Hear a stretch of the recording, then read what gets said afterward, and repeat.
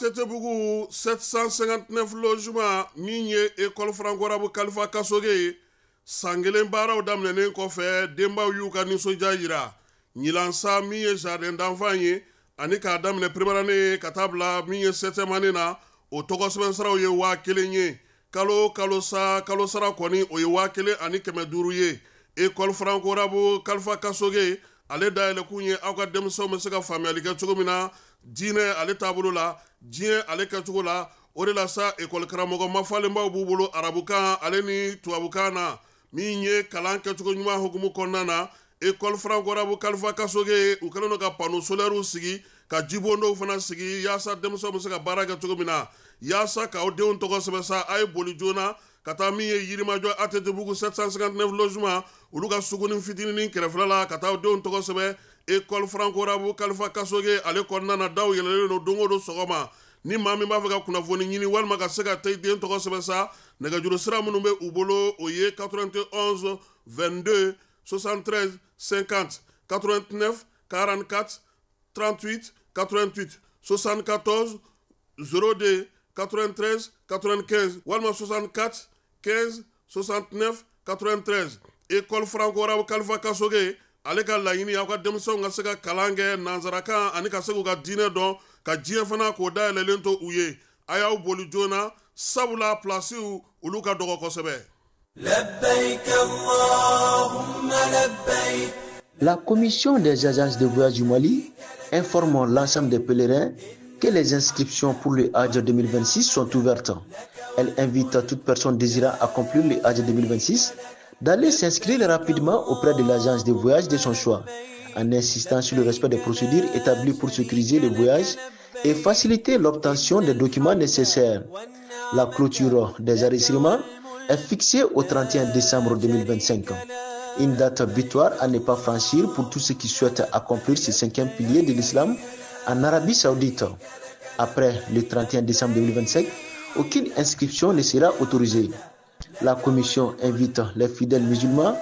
à aller s'inscrire dans les délais afin d'éviter les désagréments des dernières minutes.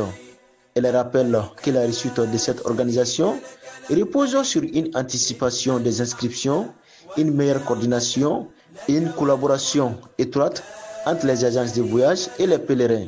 Les agences de voyage assurent qu'elles sont déjà prêtes à recevoir les inscriptions et accompagner les pèlerins tout au long du processus.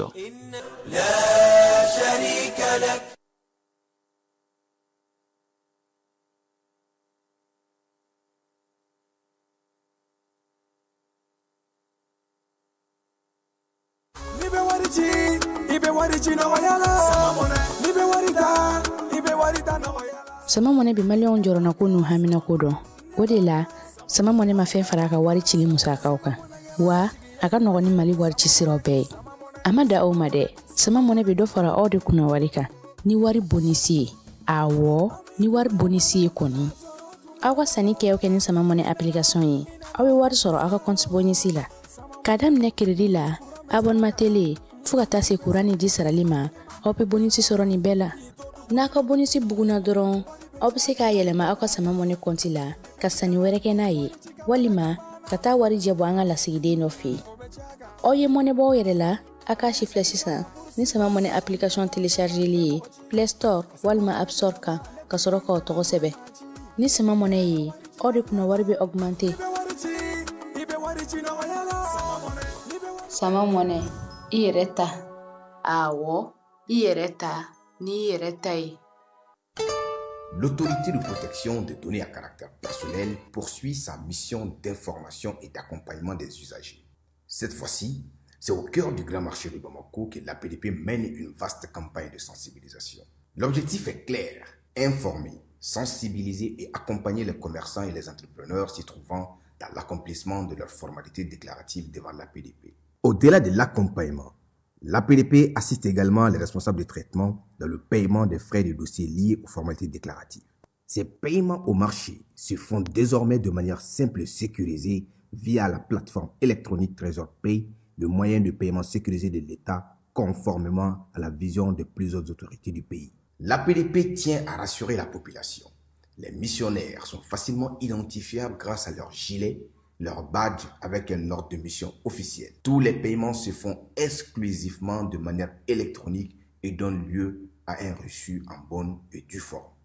Par cette initiative, l'APDP réaffirme son engagement à rapprocher ses services des citoyens, à promouvoir la transparence et à garantir une meilleure protection des données personnelles au Mali.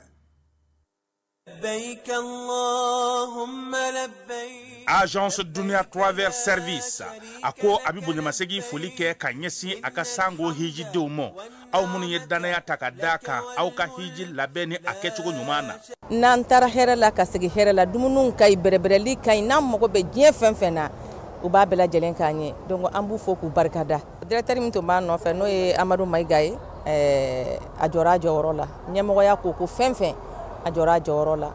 ka soja mako la ka mako berebere ka koto mako tala mako te mindo ka nyeira mako la anyo barade soro dunya la kumukele kono ako ka aw bela jele la dunya silame munu me Mali kono ani munu sigiro beno do diye jamana were umo ka fo sanwere o hiji ni o umura o baraw labe on damne na kaba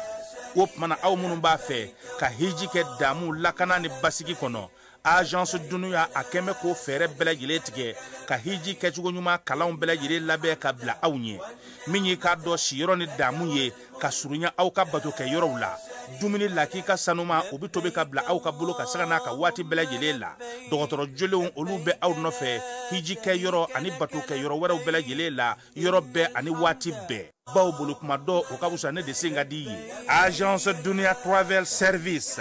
Jenwan kele mimbe au ka hiji ni au ka humura ke ka nya ale de do o fana ni aw be kuna foni were nyini aye weleli ke 66 71 37 24 70 64 99 71 ni aw be u ka yoro nyini u fle ni hippodrome yere la immeuble station Soma Yafula kulukoro sira dala o fana minyi ka do agence Dunia Travel Service ye kube dugawu ke hijini umura ke chugo nyuma ana musakaw ala ka nogoya silame bela jele ye innal hamda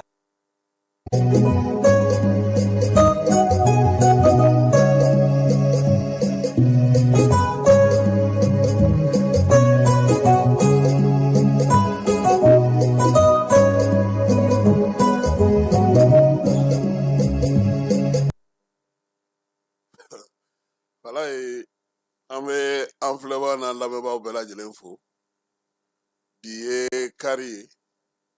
to kalo tleta ani flano e octobre kalo samba flano muga ani duru dogokun kono ko niyale kenen sigile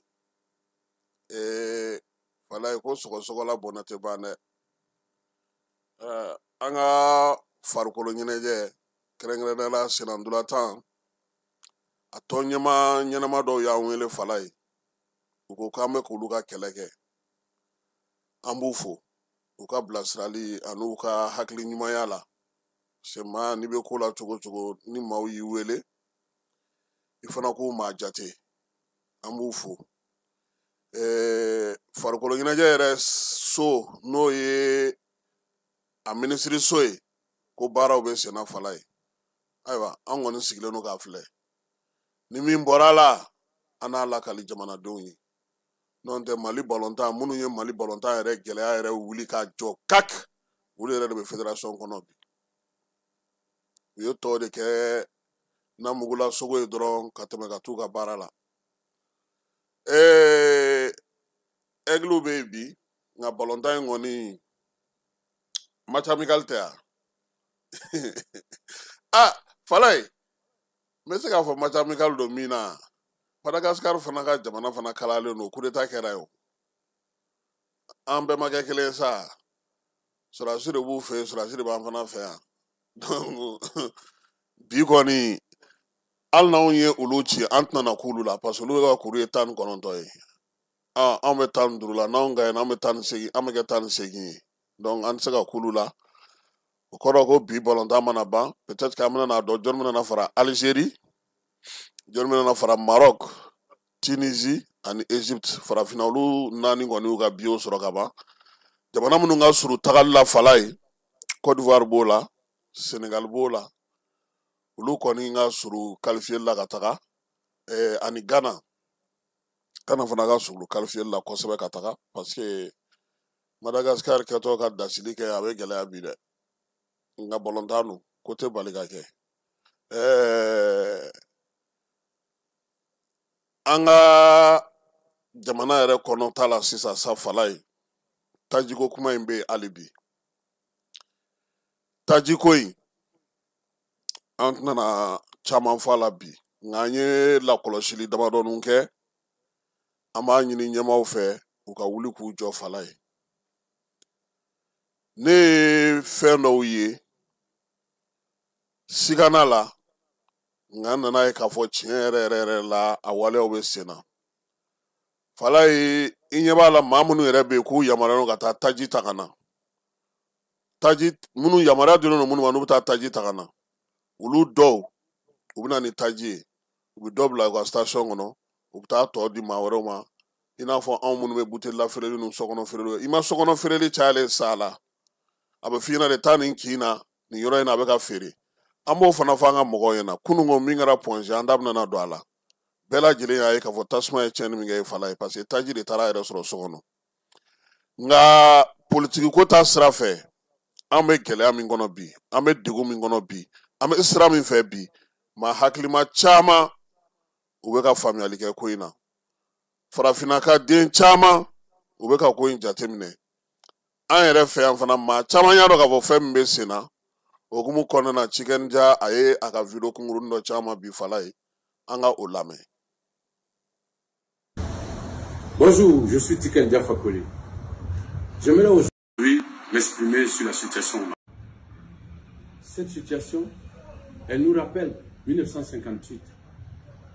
lorsque Sékou Touré a dit non à la France. Tout a été mis en place pour ne pas que ça marche. Et depuis que le Mali a décidé de prendre son destin en main, depuis que le Mali a décidé de mener sa guerre pour libérer son territoire, alors tout est mis en place pour ne pas que ça marche. Comme si les Africains étaient des gamins. Comme si nous étions des incapables. Donc j'aimerais aujourd'hui attirer l'attention de la jeunesse africaine, la jeunesse consciente, la jeunesse réveillée. Leur dire de suivre la situation du Mali de près. De regarder. Quand nous avons chanté Atakera Banzan, Tubabuta Kera Banzan, Nikaye Mununa Farafina Yoromi, Numijanda Yerela Kodo Bakono, Abanyamu, Kabakanyabo, Kanyabo, Kabakanyamu, Ikanaye Kuyadaye Banza, Atakera Banzan, Tubabuta Kera Banzan. Mon objectif n'est pas de soutenir un coup d'État. Mon objectif n'est pas de soutenir une junte ou quoi que ce soit. L'objectif principal, c'est d'attirer l'attention de la jeunesse réveillée d'Afrique. De leur dire qu'en tant qu'Africain qui a vécu au Mali depuis 2002 jusqu'à maintenant et qui a suivi la situation de près depuis 2013, je pense que depuis que le Mali a décidé de prendre les choses en main, nous commençons à avoir des résultats. Les résultats commencent à tomber. Des villages sont récupérés. Les terroristes sont terrorisés. Et donc, tout est fait aujourd'hui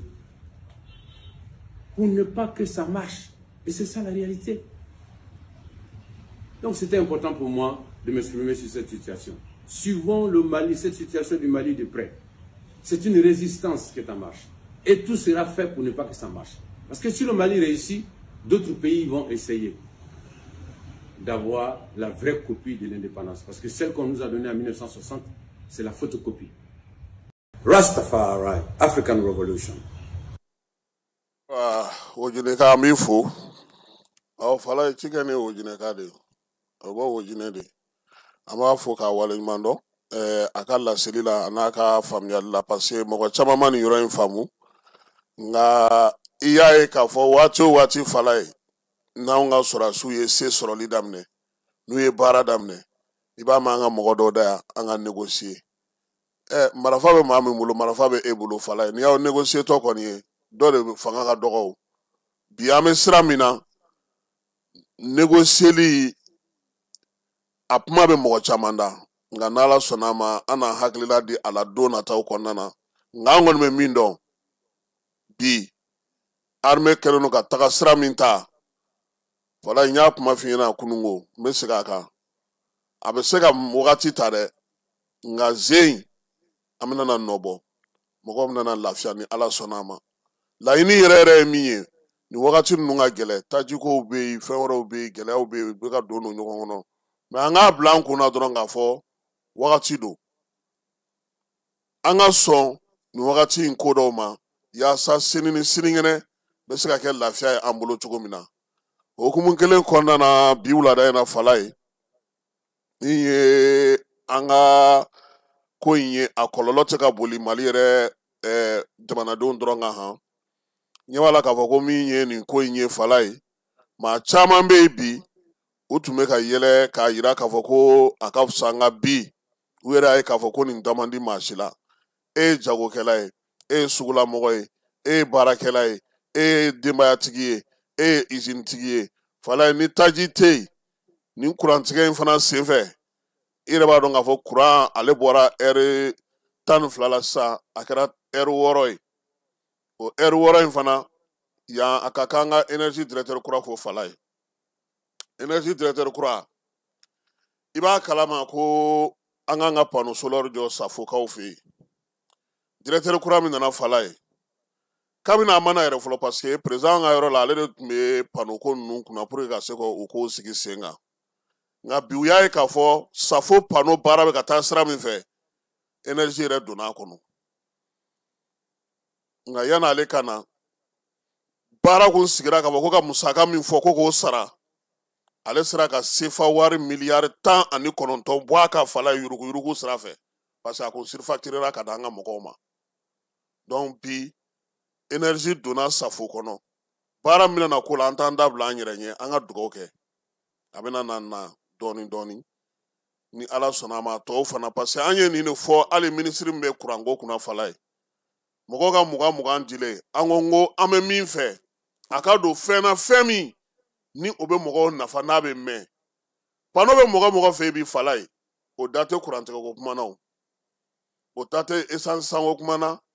wa o da tɛ don o don maa wele kana la a misali ye an yɛrɛ ye yan k'a b'an bɔra gurupu kan an yɛrɛ y'a nɔ ye an yɛrɛ la donc an k'an jija nin waati gɛlɛman ninnu ni ala sɔnna a ma sini an na segin ka na k'an da don a kuma tɔ la parce que ko in taji kɔni sɔrɔli gɛlɛyalen don nka taji ko min kɛlen don k'a gɛlɛya ɲɛmaaw yɛrɛ b'a dɔn k'a fɔ min kan ka kɛ an ka wolomasiri tabaw olu ye wulikajɔ dɔ bali taji dɔ kun natɔ don min ye bamakɔ ni wale kɛbaw ye o kun kɛlen don k'u sɛbɛkɔrɔ labɛn nka a yɛrɛ k'a fɔ sa avion kɔni ye gosili kɛ a yɔrɔ la tiɲɛni a donna kosɛbɛ bamakɔ ni wale kɛbaw kun nka min ye taji ye fɛɛrɛ bɛɛ lajɛlen bɛ ka tigɛ sa a labanw ka se ka don an ka dugu yɛrɛ kɔnɔna na yan wolomasiri tabaw ka ɲɛmaa n'o ye baro kɛlɛtigi ye ko k'a da maliden bɛɛ lajɛlen tulo kan min ye wulikajɔ ni cɛsiri ye AES cɛdenw olu bɛ baara min na nin waati in na ka bamakɔ ni wale kɛbaw k'olu ɲini k'u bɔ baara la pewu nin kalo in tile 11 kɔnɔna na sa o jaabi ɲuman dɔ sɔrɔla min ye Tinbawanikaw fɛ yen Tinbawani ale yɛrɛ ye Mali dugukolo ye dugukolo min kɔnɔna na sa min ye armée mun bɛ senna bi n'o ye armée unifiée ye AES sɔrɔdasi cɛw fala ye olu de wulikajɔ kɛ sa ka taa bamakɔ ni wale kɛbaw kɔni dagayɔrɔ kɔni k'olu caman bɔ baara la yen o wulikajɔ in de senfɛ sa a yira k'a fɔ kɔni tiɲɛni a barika bonyana kosɛbɛ tasuma min mɛnɛna a yɔrɔ la a ye maa caman jatigɛ nka armée kun kɛlen don ka fɛɛrɛw bɛɛ lajɛlen sigi sa yaasa dugudenw olu bɛ se ka yɔrɔ janya waleya in na cogo min na k'u to dugumana ale baara la baro kɛlɛtigi ko ka wolomasiri tabaw fo baara kɛcogo ɲuman min ye AES cɛdenw ye ko k'u bɛɛ lajɛlen fo nin baara in na wa min ye bamakɔ ni wale kɛbaw ye k'u ɲinini bɛ to senna fo ka taa waati min kɛ halisa armée ale ka wulikajɔ an bɛ t'olu kɔnɔna na nin sen ta ye o taara kɛ fo Menaka mara la Inarabanikaw olu fɛ yen nin kalo in tile 8 k'a dugu jɛ tile 9 na kibaruyaw tun dira an ma armée kun ye communiqué kɛ nin kalo in tile 9 ka kibaruyaw di nka a yɛrɛ sa k'a fɔ ko min ye wulikajɔ in ye sa sɛgɛsɛgɛli tɔ bɛɛ lajɛlen kɔfɛ baara min kɛra ye fala ye o fana kɛra AES wolomasiri tabaw fɛ bamanchwalen juga wale kɛbaw ka maa giriman caman o de buruna nin ko in senfɛ ayɛsi cɛdenw ka wuli ka jɔ pankuru ale ni dugumana na a yira sa k'a fɔ ko kibaruya fɔlɔ tun y'a yira sa k'a fɔ ko min ye bamanchwalen juga wale kɛbaw k'u caman fara nka u ka maa kelen bɛ yen fala ye n'o ye bubakari n'u b'a wele ko alias dugugi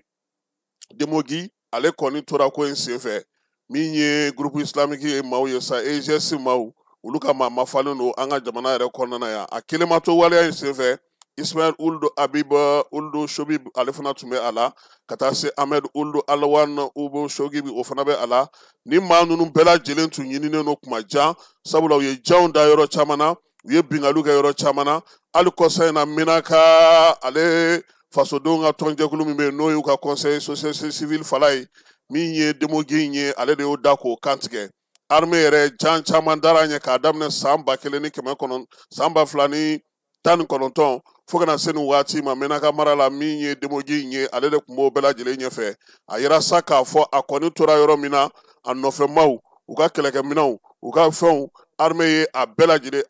nin y'ale de y'a Indelimanikaw fɛ san 2019 bingali min kɛra an ka kan kɔnɔna na ale de filɛ nin ye tan cogo la fala ye ko armée ko sa ko nin baara min na to senna min ye Menaka marabolo bɛɛ lajɛlen kɔnɔna na fo basigi ka na dugudenw ka taa ni ka segin olu bɛ se ka nɔgɔya cogo min na bamanchwalen ni ka wale kɛbaa minnu filɛ nin ye nin yɔrɔ ninnu na nin ye fala ye u mɛnna kosɛbɛ u tun ye Menaka dugu dɔw yɛrɛ kɔni maaw ye yen bila pewu kalansow datugura k'a daminɛ min ye san 2017 la sa fo kana se san 2019 ma ni maa min filɛ nin ni ale kɔni fara ale de tun bɛ wuli ka jɔ kɛ wa u ka kumabaw fana n'u ka koba minnu tun mana kɛ ale de tun bɛ bɔ k'a dangari ale de fana ye bingali ta ka ɲɛsin tongokaw fɛ Niger san 2017 Niger ni Amerikɛnw ka sɔrɔdasi force spéciale ni maa ko fana de tun bɛ o jɛkulu fana cɛma ale ni min fara n'o ye Igo ye ka taa se maa wɛrɛw ma min ye wolomasiri tabaw ye sa u kɔni ko k'u bɛ foli ta ta ka ɲɛsin AES cɛdenw ma wuli ka jɔ ni baara min ale sera ka kɛ nin kɛcogo in na yaasa ka se ka se sɔrɔ ni bamanchwalen ni ka wale kɛbaw olu kan wolomasiri tabaw ka ɲɛma halisa fala ye a ko k'u ka ɲinini n'u ka wuli ka jɔ senfɛ nin kalo in tile 10 min ye armée ye a ye kibaruya sanumanw sɔrɔ ka wuli ka jɔ kɛ ni pankuru ye min y'a to sa an ka jamana kɔnɔna na ani Niger dancɛ la sa n'o ye alikabarakaw fɛ ye bamanchwalen juga wale kɛbaw dagayɔrɔ belebeleba dɔ tun bɛ ta kɛra o fana kan bamanchwalen minnu y'a essayer sa k'u bɛ duuru don fiɲɛ na ka don Mali kɔnɔ o y'a sɔrɔ cɛdenw bɛ duguma olu y'u wasa don olu la minnu taara Nigerian fan fɛ AES cɛdenw fana y'u wasa don olu la o hukumu kelen fana kɔnɔna na sa kilomɛtiri 8 min ye Lagamane kɛrɛfɛla la Kayi mara la sa wuli ka jɔ fana kɛra ye bamanchwalen juga wale kɛbaw kɔni dogolen don kungo fɛn fɛn kɔnɔna na ni wocɛ fɛn fɛn ye armée ye wuli ka jɔ kɛ ka ɲɛsin olu fana bɛɛ lajɛlen ma k'o yɔrɔw bɛɛ lajɛlen filenkolon ci k'o da kolon ci baro kɛlɛtigiw ko sa ko ni Ala sɔnna a ma kungo tɛna na to kɔbolo tɛna na to babolo tɛna na to min ye dogo wo foyi tɛna to kuluwo tɛ to yen bi yirikɔrɔla tɛ to yen tukɔrɔla tɛ to yen a y'a ɲini cɛdenw fɛ u ka ɲinini kɛ ka taa fan bɛɛ lajɛlen fɛ yaasa bamanchwalen juga wale kɛbaa bɛ wo kɔnɔ u ka taa u nɔfɛ yaasa cogo min na u bɛ se ka u bɛɛ lajɛlen kɔni silatunu nin waati na lafiya u bɛ se ka don cogo min na an ka jamana ale kɔnɔna na fala ye kununko an b'a kuma fɔ yan ko Amerikɛnw k'u ye a yira k'u ka visa k'a kɛra u ka wari 2,000 ye wa ani 1,000 dolari o tɛ Mali minisiri min bɛ jamana ni jamana cɛ sira ɲɛnabɔ ko kula ale fana ye bataki ci an ma bi ko u y'a ye bɔlɔlɔ sira fɛ ko min ye Amerikɛnw ka lasigidenw so min b'an fɛ yan ani Amerikɛnw ka gouvernement ko nin kalo in tile 20 ani nin kalo yɛrɛ nin tɛ octobre kalo de ye a tɛna kɛ nin kalo in tile 3 ye sabula ko k'u ye kibaruya kɔni ye bɔlɔlɔ sira fɛ k'a yira sa k'a fɔ ko min ye Amerikɛnw ye u y'a yira sa ko maliden fɛn fɛn bɛ t'u fɛ yen fala ye ko yamaruya dilen n'u ma u bɛ visa sɔrɔ cogoya sugu min na cogoya suguya 2 don n ye min f'i ɲɛna maa minnu bɛ yen n'olu ye magobatigiw ye n'olu bɛ taa ka taa u ka jagokun sira fɛ walima n'u bɛ taa baara wɛrɛw sira fɛ olu ka wari u y'o sɔngɔ fɔ minnu bɛ yen sa n'olu kɔni bɛ taa ka taa Ameriki yɛrɛ lajɛ ko diɲɛ ka di n ye n'o ye turisiya baara ye u y'o fana wari fɔ fala ye nin bɛɛ lajɛlen musaka sa n'i y'a ta k'a jateminɛ an ka sefa la fala ye 3 ani 6 Job ko a ye kuma in mɛn a y'a ye nka ale bolo Amerikɛnw ye nin min kɛ nin ye o m'o sara Mali gouvernement la k'a sɔrɔ bɛnkanw bɛ yen u ni Mali ni gouvernement ni ɲɔgɔn cɛ min b'a to malidenw bɛ se ka don ka taa u fɛ ni visa ye visa min bɛ yen n'o bɛ se ka mɛn visa dɔw bɛ yen fana min b'a to i bɛ se ka don États-Unis kaw fɛ jamana fila bɛnna kan k'o sigi sen kan min ye avril kalo ale tile 14 san 2005 san fala ye ko bɛnkan ma wuli fɛn ma fɔ olu ye olu yɛrɛ balila ka nin ye bɔlɔlɔ sanfɛ tɛ k'a sɔrɔ kibaruya ma d'u ma o wele k'o ɲininka hali baara ɲɔgɔnya min b'a ni ɲɔgɔn cɛ o bonya hukumu kɔnɔna na fala ye k'o ma ye nin ko in na ko la sa ko Mali k'a b'a jɔ a jɔyɔrɔ k'Américains filɛ ka nin baara min kɛ nin ye ka nin visa suguya fila mun sigi sen kan ko Mali fana b'o sigi sen kan ka ɲɛsin Amérique den fɛn fɛn fɛ ka na Mali kɔnɔna na yan ko yaasa min ye Américains ka na yan kɛrɛnkɛrɛnnenya la sa u fana ka visa ta bɛna kɛ kɛrɛnkɛrɛnnen ye komi u ye min ta ka ɲɛsin an ka jamana ma Job ko ni Ala sɔnna ma olu kɔni kɛlen don k'u ka daw yɛlɛ wa min ye Américains ye u y'u ta dilan cogo min k'a fɔ ko nin visa mɔgɔ u ka mɔgɔ min bɛ fɛ ka na an ma mɔgɔ min bɛ fɛ ka t'u fɛ yen k'o kelen fana don Mali ale fan fɛ Abdoulaye Job ko sa ko fɛɛrɛ ni dabali bɛɛ lajɛlen kɔni tigɛlen don ko nka ko Mali gouvernement ko a b'a ɲini Américains fɛ baara ɲɔgɔnya ni hakili ɲumanya baara min bɛ an n'u ni ɲɔgɔn cɛ u k'u sinsin o kan ko sabula min ye tunkarankew taali ye Amérique jamana na u ni Mali bɛnna fɛn o fɛn kan a ka se ka kɛ hinɛ ni danbe ni ɲɔgɔn faamu kɔnɔna na k'o baaraw fana bɛ yen Job ko sa k'a b'a jira sa k'a fɔ ko min ye Mali gouvernement ye ale kɔni sigilen don a ka jamanadenw bɛ se ka lafiya sira o sira fɛ u bɛ timɛ jamana o jamana fɛ olu ta kun ye o ye olu ka baara kɛ kun ye o ye ani fana k'a jira Américains fana na fala ye ko halisa bolo ni ɲɔgɔnma ni baara ɲɔgɔn b'a ni ɲɔgɔn cɛ k'o daw yɛlɛlen don wa Mali ale tɛna n'a ka da tugu kuma ɲɔgɔnya la ani États-Unis ni ɲɔgɔn cɛ ka kɛɲɛ ni nin waleya in ye fala ye nka min ɲɔgɔnna b'u bolo u fana ka duguden minnu bɛna na yan u fana na a kɛ o cogoya kelen na Job ka baarakɛyɔrɔ to Kuluba an bɛ to Kuluba fala ye nka an bɛ taa Ponze yan fan fɛ Ponze ko tasuma dɔ wulila kunun fala ye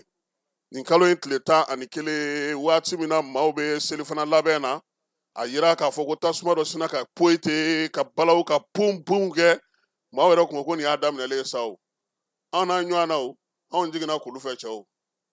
an nana an yɛrɛ sɔrɔ fo Sadɔm sport kɔnɔna na dɔw taara Balafaseke kɔnɔna na conservatoire minnu ka sun mingo la olu taara ye dɔw jiginna Samɛ fɛ bɛɛ y'i yɛrɛ ɲini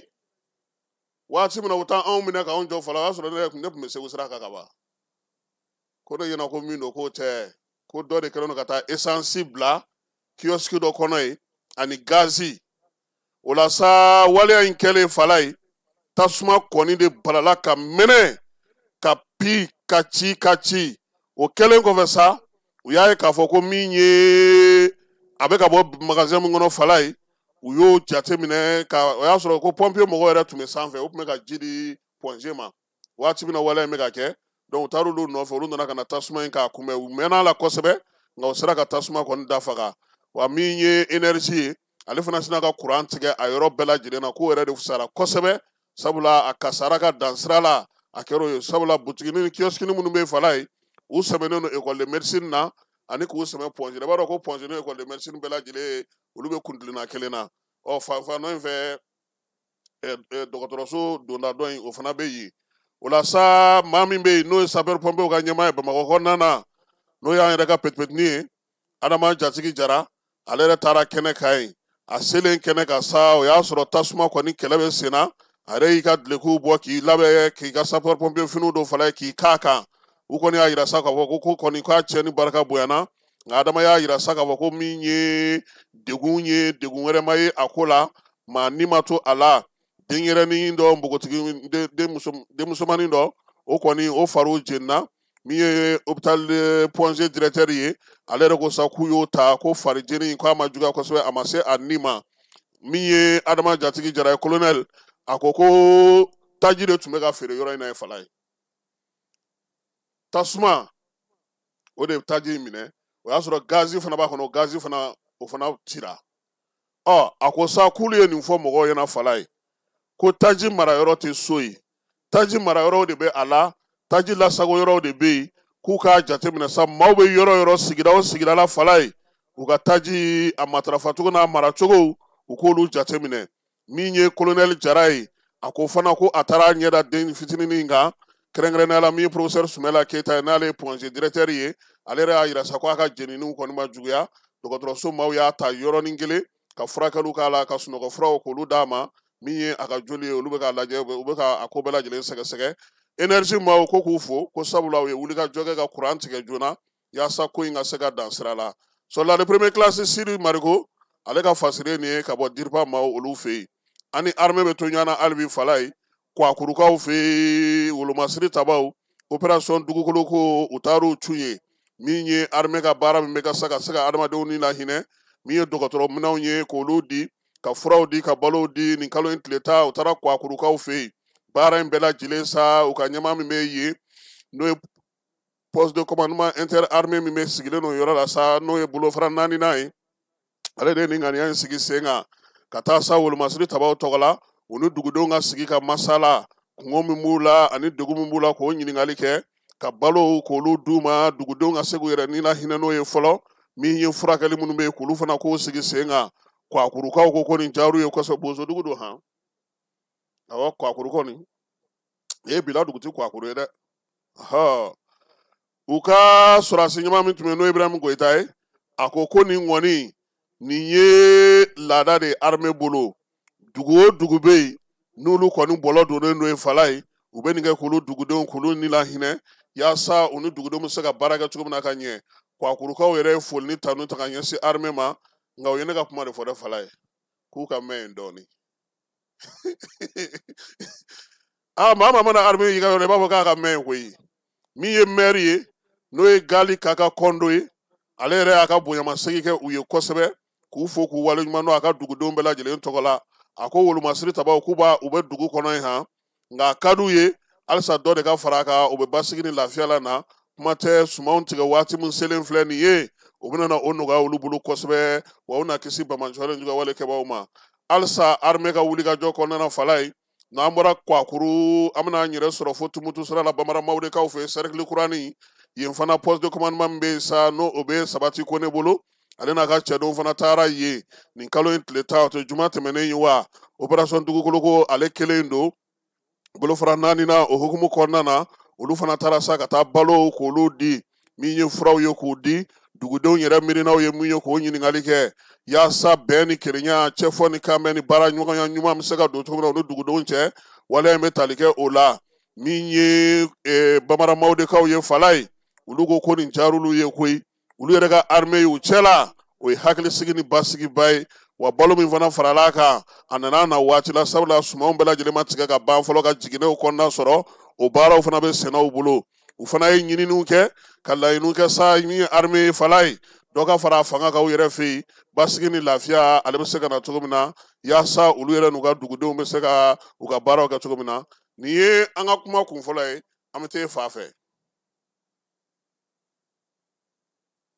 bɛɛ lajɛlen ma aw minnu b'a fɛ ka voyager k'a sɔrɔ a ma degun sɔrɔ a ka voyage kɔnɔna na compagnie de transport Somatra u y'a kanu ka na ni kari kura caman ye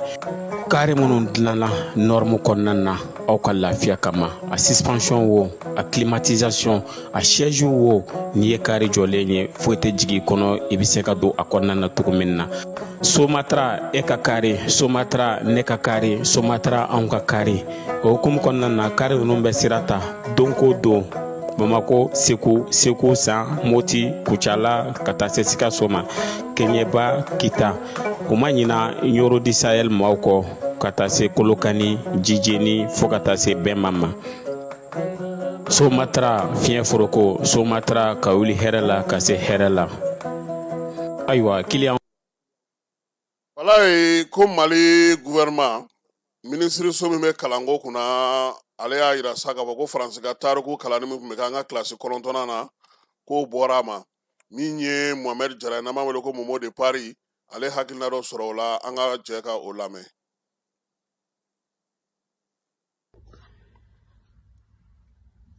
An balimaw an b'aw bɛɛ fo bi ye vendredi le 10 octobre 2025 k'aw bɛɛ fo aw sigiyɔrɔw la k'aw fo dantɛ foli min na n balimaw an ni nisɔndiya belebele de bɛ ka se aw ma bi n balimaw a bɛ nin video nin n b'a ɲini aw fɛ a k'a lase Asimi Goyita ani a jɛɲɔgɔnw k'o fara Mali kalanko ɲɛsinnen don ministre min ka baara ma. An bɛ Asimi ni a jɛɲɔgɔnw an'o o ministre fo k'a yira aw la k'a fɔ ko Mali gouvernement ye décision dɔ ta, transition ye décision dɔ ta. Décision ni o y'a waleya n'o de ye k'a fɔ ko la révolution française k'u ye a bɔ an ka kalan tagabolow la. Ni décision ye décision ba ye. Ah, Assimi n'arrête pas de nous surprendre. Vraiment, Assimi n'arrête pas de nous surprendre. Et Assimi be jodi anw ma wati bɛɛ k'a fɔ an minnu bɛ k'a dɛmɛ a bɛ jodi anw ma wati bɛɛ. U ye école Faransi ka la révolution française bɔ an ka kalan na. Ne delila ka nin video kɛ a bɛ siɲɛ caman bɔ a mɛnna. Ne ko tant que la révolution française ani le programme de l'Occident, le programme de la France, France de programme fo an au programme de do an école là. Ngo ce programme nous pousse à aimer les autres et non nous-mêmes. Ngo ce programme nous pousse à aimer la France et non nous-mêmes. Nye misali di aw makakoro a misali do la me kelen doron ke misali video koro kumaudo gambe hakli jingin de kalabi. Iba ye anw de fe mɔgɔ bi kalan ka diplôme sɔrɔ ka baara ɲuman sɔrɔ mais a bɛ se k'a ka baara bila ka na Faransi k'a sɔrɔ a bɛ gagner a kalanna a bɛ baara ɲuman na mais a b'a ka baara in de bila ka na Faransi. Dɔw wɛrɛ tɛ Faransi mankutu min bɛ fɔ a ye, dɔw wɛrɛ tɛ Faransi ko min bɛ don a kunkolo la depuis a écoledennama a bɛ télé lajɛ ka fara o kan ani mankutu propagande min bɛ kɛ o dɔrɔn de don. Bɛɛ lajɛlen ka mɔgɔ bɛɛ lajɛlen fɛn fɛn bɛ ka video in lamɛn i bɛ taa sɔrɔ bɛɛ bɛ mɔgɔ dɔ dɔn mɔgɔ min b'i bolo bɔ a ka baara la Mali la yen ka boli ka na Faransi k'a sɔrɔ a bɛ lafiya min na Mali la a t'o lafiya la Faransi. Bɛɛ ko n ka na Faransi. Misali fɔlɔ in ye. N'an ko an bɛ kuma école in yɛrɛ togoya kan. La première école Faransi ka école fɔlɔ min sigira anw fɛ yen historiens tulo bɛ na dɛ minnu bɛ histoire dɔn u tulo bɛ na o de y'a to ne b'a fɔ ko an bɛ kɛlɛ min na caman ma kɛlɛ in faamu caman bɛ ka transition kɛlɛ caman bɛ ka Assimi kɛlɛ a bɛɛ ta tɛ juguya ye dɛ caman n t'a dɔn quoi farafinw t'u ka histoire dɔn quoi dɔw b'a dɔn olu ta ye fanga ɲini m'o fɔ dɛ mais dɔw t'a dɔn quoi dɔw t'a dɔn an bɛ kɛlɛ min na kɛlɛ in niveau ka bon anw ma quoi ne b'o de fɔ kɛlɛ min ni transition bɛ k'a kɛlɛ mene a kɛlɛ in ka bon anw ma o de y'a to an y'a fɔ ko an bɛ transition nɔfɛ par conviction de Assimi ninnu filɛ ka nin décision min ta ka la révolution française bɔ an ka kalan tagabolo la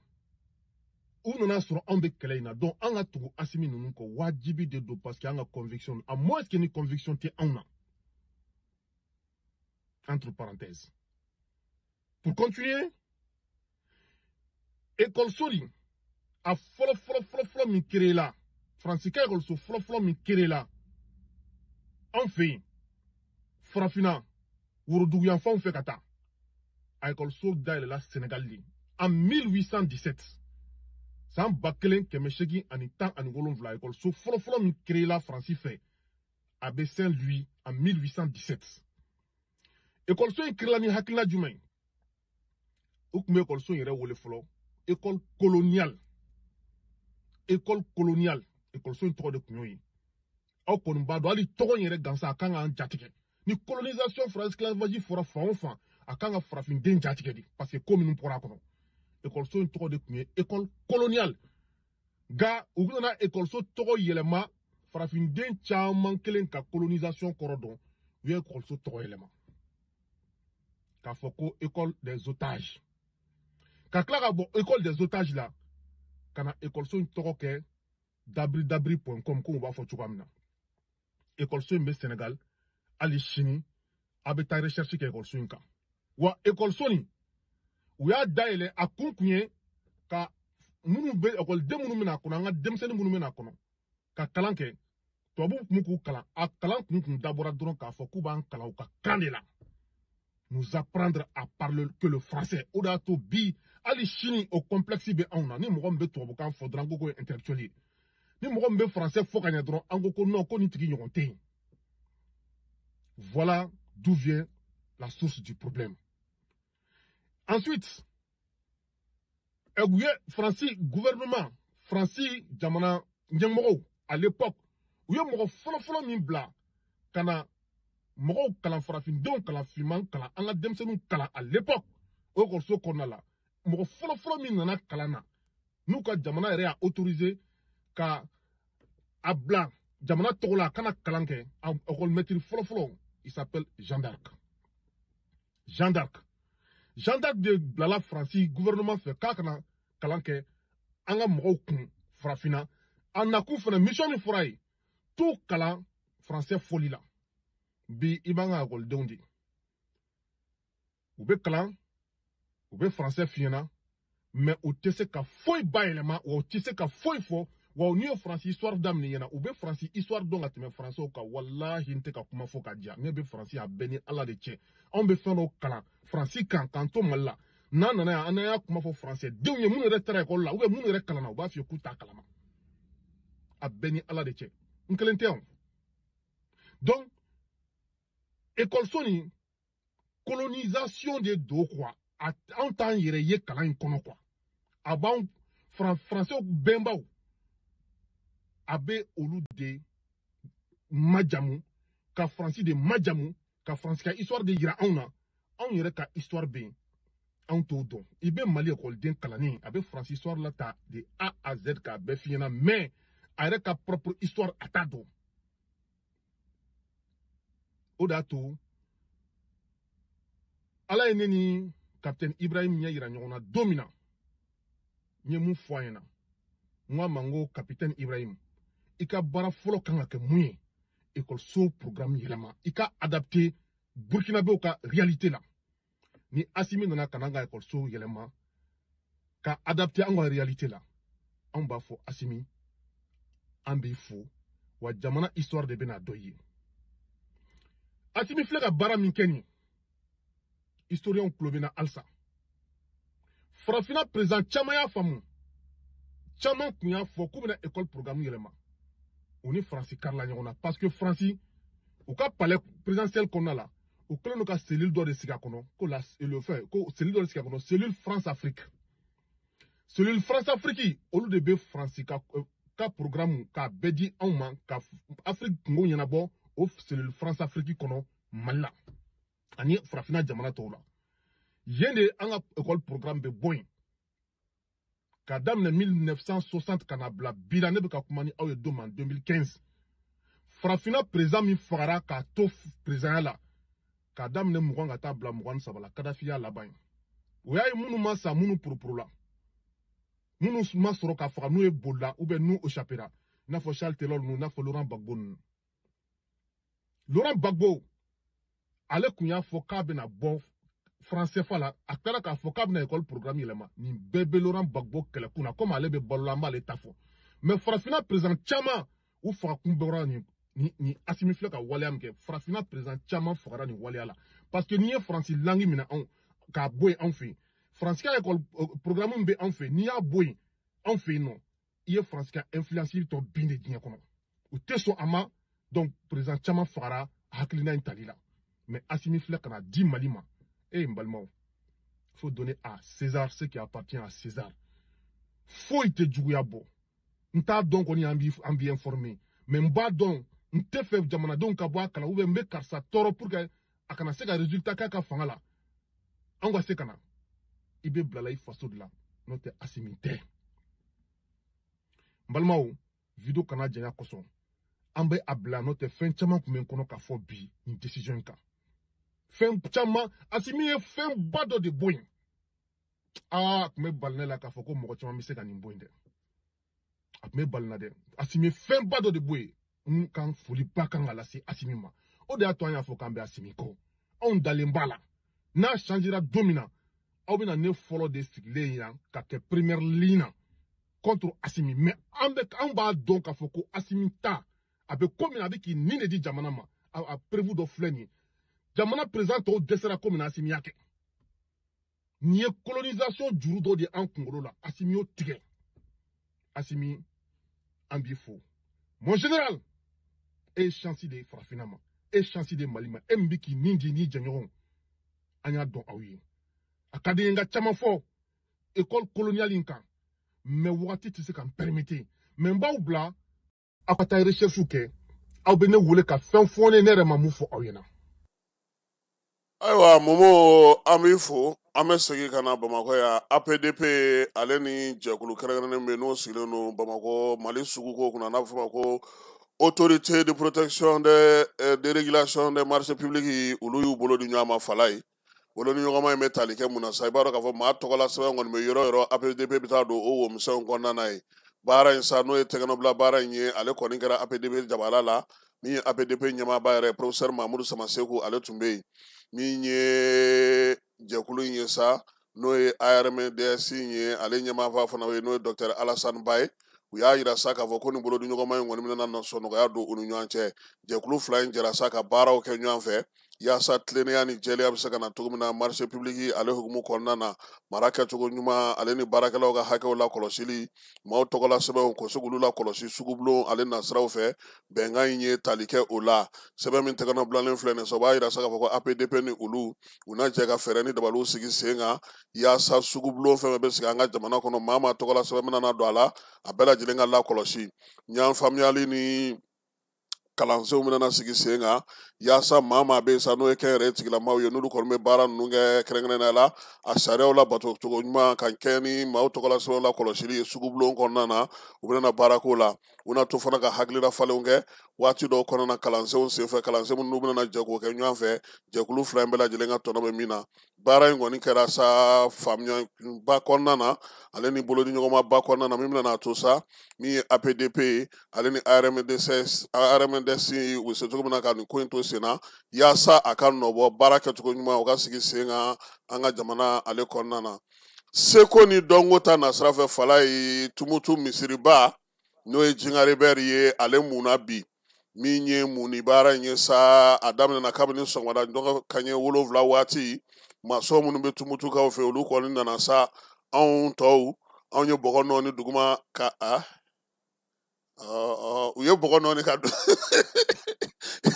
u ye bɔgɔ nɔɔni ka d'u ma fala ye misiri in ka munni baara bɛɛ lajɛlen daminɛ tumutuka den bɛ Mali fan o fan ni diɲɛ fan o fan fala ye maa maa ŋaniya ɲuman bɛ yen a bɛɛ lajɛlen sera kɛnɛ in kan ye yanni an ka ɲinɛ misiri in tiɲɛna a bɛ mun san o san nka ɲinɛta in ye misiri in san 700 ye fala ye i b'a dɔn k'a fɔ ko misiri min don misiri belebele don wa min ye Tɔnbukutu yɛrɛ seko n'a dɔnko o ko caman b'a kɔnɔ laadalafɛn caman b'a kɔnɔ min ye maaba caman fana su donnen don misiri in kɔnɔ minisiri min bɛ seko ni dɔnko kunna sa a ko général d'armée Asimi ale ka yamaruya kɔnɔna na ni misirimu in a donna kɛrɛnkɛrɛnnenya la sa Tumutu ɲinan san n'o ye seko ni dɔnko san ye a donna olu ka o hukumu kɔnɔna na min ye Tumutu ye fana a bɛ k'i labɛn yaasa ka se ka biennale k'o fana kunbɛn décembre kalo nata o tile 18 ka taa bila tile 28 na bɛɛ lajɛlen n'o ye Mali sifinw bɛɛ bɛna ɲɔgɔn sɔrɔ yen min ye misiriba in ye n'o ye Jingare Bɛri ye Jingare de kɔrɔ ye ko misiri fala ye Bɛri kɔrɔ ko belebeleba n'i y'a mɛn kɔrɔbɔrɔw da ko Bɛri walima Bero ye kɔrɔ ye Bɛri ye belebele o ye fɛn ye Kanku Musa k'ale to masakɛya la ale de nalen ka bɔ hiji la sa a ye misiri in jɔ fala ye se fɛn fɛn tun bɛ yen n'o bɛ tali kɛ an yɛrɛ ka tabiya la an ka sojɔcogo an ka masiricogo n'an ka maanifinya kɛcogo o waati kɔnɔna na a ko k'o se bɛɛ lajɛlen kɛ misiri bɛ se ka ɲɛ cogo min a ka kɛ maaw ɲɛjɔyɔrɔ ye a ka kɛ batokɛyɔrɔ ye a ka kɛ min ye ko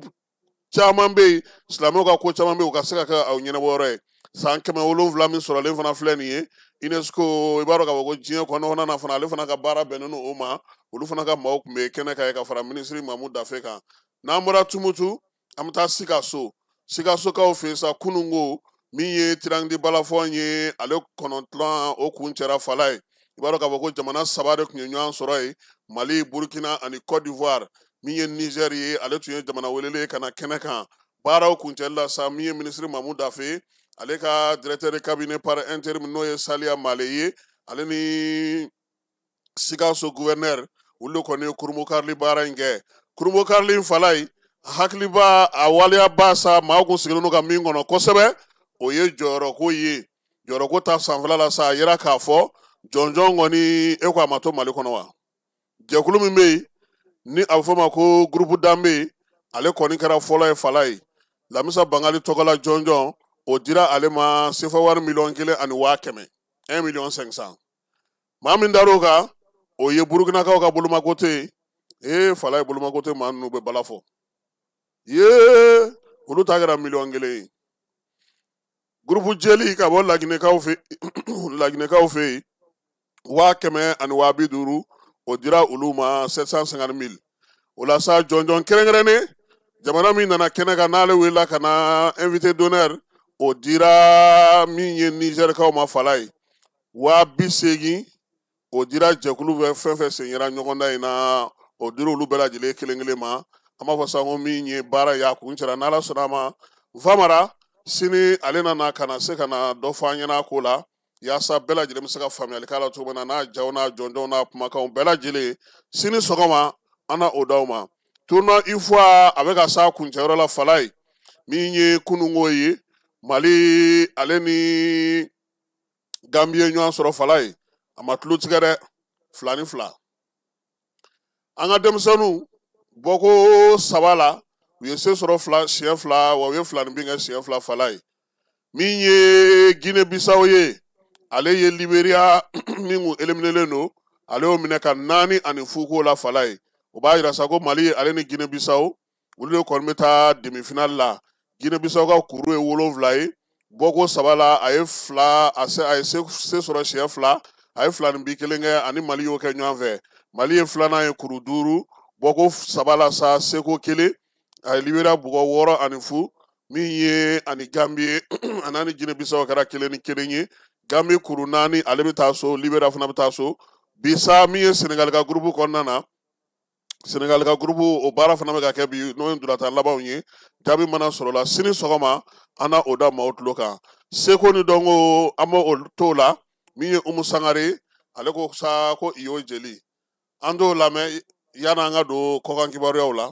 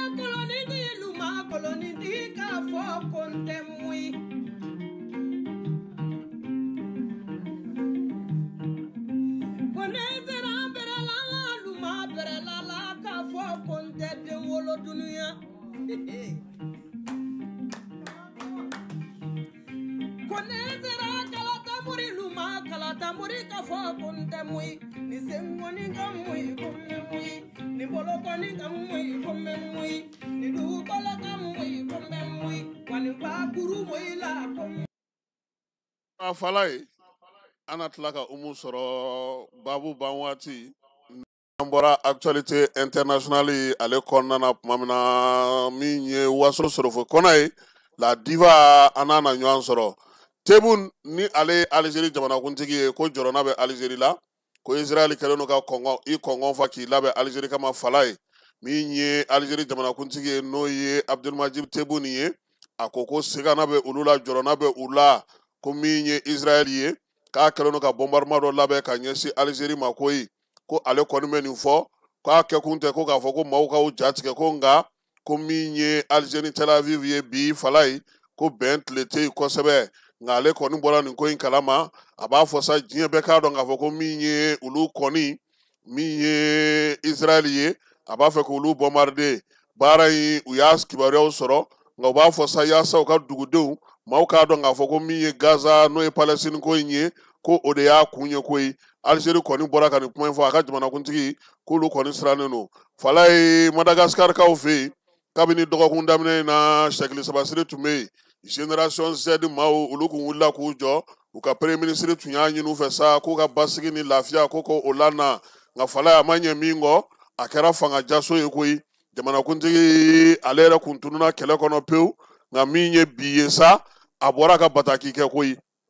a ko k'a b'a da diɲɛ bɛɛ tulo kan ko fangadaraki ko b'olu fɛ yen ko fangadaraki in dun ko a bɛ sariya bɛɛ lajɛlen sɔsɔ wa min ye waleya fɛn fɛn bɛ k'a b'o bɛɛ sɔsɔ olu ka jamana kɔnɔna na fɔnkɔɲɔgɔnkɔ de wulila ye min ye maa 22 ɲɔgɔnna o fatura sen fɛ denmisɛnninlakaw ni olu kɔni ma bɛn min ye ko in ye a birisa ɲamina kosɛbɛ arajoyirina sa a ko ale de kɔni ye jamanakuntigi ye maa minnu bɛ n'olu ye fanga ta fala ye u ko maa si kana kala don i ɲɛna ka bɛn ni nin kuma ye